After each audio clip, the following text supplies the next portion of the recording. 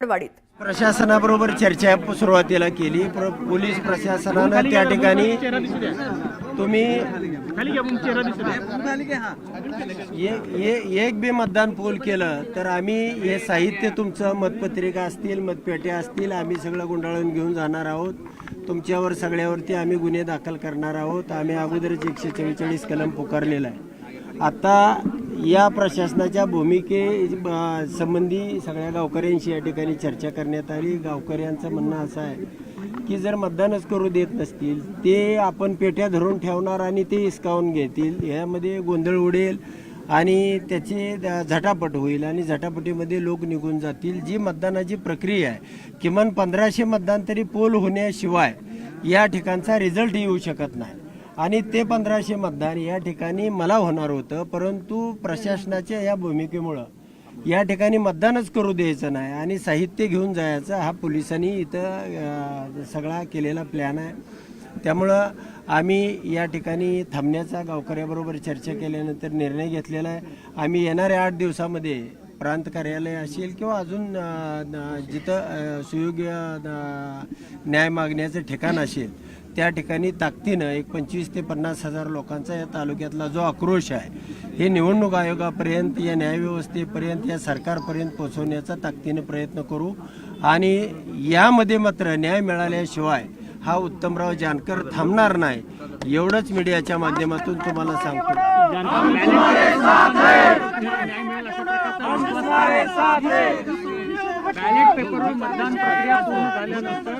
Ballot पेपरवर मतदान प्रक्रिया पूर्ण झाल्यानंतर तुम्हाला न्याय मिळेल असा प्रकारचा विश्वास कसा काय वाटतो, अशा प्रकारचा सवाल उपस्थित केला जातो. नाही, नक्कीच या गावामध्ये जे मतदान झालंय ते 1400 मतदान मला आणि 502 मतदान हे समोरच्या उमेदवाराला झालेलं आहे. मी त्याची सगळी प्रक्रिया पूर्णपणे या तालुक्यातला अभ्यास केलेला आहे आणि असं असताना त्याला 1003 म्हणजे दुप्पट मतं दाखवलेले आहेत.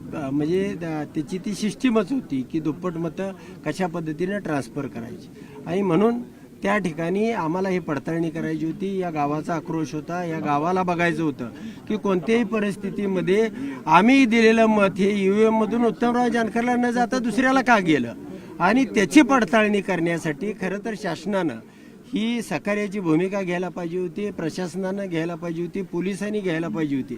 परंतु प्रांतानं जमावबंदीचे आदेश काढले, तहसीलदारनं ही निवडणूक प्रक्रिया घेता येणार नाही अशा पद्धतीचे आदेश काढले आणि पोलिसांनी या ठिकाणी तुमचं साहित्य सगळं तुम्ही एक मत टाका, तुम्ही मत टाकल्याबरोबर आम्ही तुमचं साहित्य घेऊन जाणार आणि त्या ठिकाणी नक्कीच सरकार घाबरतंय की ही प्रक्रिया होऊ देत नाही आणि मग तुम्हाला न्याय मागायचा कसा, ही साधी प्रक्रिया होती. आणि या साध्या प्रक्रियेतनं तुम्हाला सगळे उमेदवार महाराष्ट्रातले असतील, सरकार असेल, ते सगळ्याच्या पुढे चित्र जाणार होतं. तुम्ही सगळ्या चॅनलची मीडिया या ठिकाणी तुमच्या समक्ष लाईव्ह पद्धतीनं मतदान होणार होतं आणि प्रशासनानं जर हे मतदान करू दिलं असतं तर हे चित्र महाराष्ट्राच्या समोर यावं यासाठी मी रात्र झोपून या ठिकाणी ह्या लोकांना आधार देण्यासाठी, ह्या लोकांना एक विश्वास देण्यासाठी मी रात्रभर या चटईवरती झोपलो होतो. सगळं गाव 1000 लोक झोपले होते, पण 1000तले लोक आता पोलीस असल्यामुळं 300-400 लोक या ठिकाणी आहेत. बाकीचे लोक यायला तयार नाहीत आणि जर आले तर या ठिकाणी पोलिसाबरोबर झटापट करणं, मुलं शाळेमध्ये जाणं आणि त्यातून जो रिझल्ट आहे मला जो 1500 मतं पोलिंग झाल्याशिवाय निघत नाही तो घेता येत नाही. म्हणून या ठिकाणी थांबण्याचा निर्णय गावकऱ्याबरोबर चर्चा करून आम्ही घेतला. नक्कीच जे इथं घडलं तेच राज्यामध्ये घडलेलं आहे आणि इथं सुद्धा एक मत BJPला गेल्याशिवाय दुसरं मत ट्रान्सफर होत नव्हतं. त्यामुळे त्यांना 54,000 मतं पडली की 1,08,000 झाली त्याची. म्हणजे प्रत्येक मताला मल्टिपाय म्हणजे 1 असा फॉर्म्युला या ठिकाणी होता आणि म्हणून त्यांनी अशा पद्धतीनं या ठिकाणी जो विरोध केला, जी जाणीवपूर्वक या ठिकाणी मतदानाची पडताळणी करू दिली नाही, अशीच याच गावात नाही मी 10 गावामध्ये जरी अशा पद्धतीनं आपण बूथ लावले आणि साधी प्रक्रिया आहे, सोपी प्रक्रिया आहे, गाव खर्चानं करतंय. त्याच्यामध्ये काय कोणाला शासनाचा खर्च आहे, कुठं पोलीस प्रशासन आम्ही मागतोय, बंदोबस्त मागतोय असं काहीही नव्हतं. परंतु प्रशासनाने या ठिकाणी अडवणूक केलेली आहे. निश्चितपणानं न्याय हा कोणत्याही परिस्थितीत उत्तमराव जानकर न्याय मिळवल्याशिवाय राहणार नाही. तुम्ही मोठ्या प्रमाणात आरोप करता की अशा प्रकारे मतं ट्रान्सफर झालीत, काय पुरावे आहेत जानकरांकडे? ते मी तुम्हाला एक 15 ते 20 दिवसानंतर 100% दाखवणार आहे आणि ते लाईव्ह पद्धतीनं दाखवले जातील. तेवढ्यासाठीच हा गावकऱ्यांचा अट्टास होता आणि मला सुद्धा बघायचं होतं.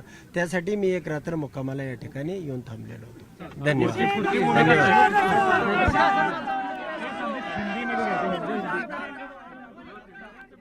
उत्तम जानकर यांनी माध्यमांशी संवाद साधला आणि प्रशासनाच्या दबावामुळे आम्ही इथे थांबण्याचा निर्णय घेतलाय. चाचणी मतदान प्रक्रिया ही थांबवण्यात आलेली आहे. पोलीस प्रशासनानं इशारा दिलाय, एक जरी मतदान पडलं तरी देखील आम्ही तुमची ही सगळी यंत्रणा हटवू. मात्र एक पाऊल मागे घेतलंय उत्तम जानकर आणि त्यांच्या समर्थकांनी. मात्र आम्ही कायदेशीर मार्गाने जाऊ, मोर्चा काढू असं जानकर म्हणालेत. रात्रभर आम्ही इथे हजारो लोकांसोबत झोपलो होतो चटईवर. आत्ता काही पोलिसांच्या भीतीनं काही नागरिक तिथं उपस्थित नाहीत. प्रशासनाच्या दबावामुळे आम्ही इथं थांबण्याचा निर्णय घेत आहोत असं उत्तम जानकर यांनी म्हटलं आणि एक प्रकारे एक पाऊल मागे घेतलं.